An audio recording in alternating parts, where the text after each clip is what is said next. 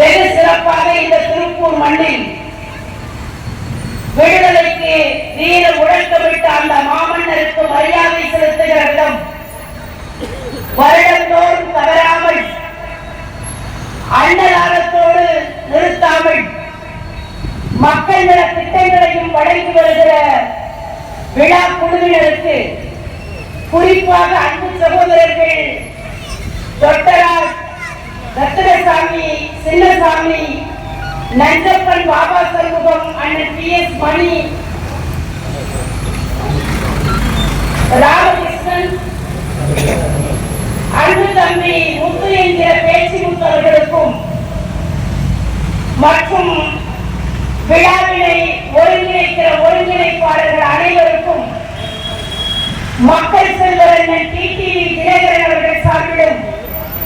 அம்மா மக்கள் முன்னேற்ற கழகத்தின் சார்பிலும் விழா குழுவினரை பாராட்டி மனமுவந்து மகிழ்வதோடு நாட்டின் விடுதலைக்காக போராடிய வீரபாண்டிய கட்டபொம்மனின் வழி நின்று விடுதலையை எல்லையிடமிருந்து பெற்றுவிட்டோம்,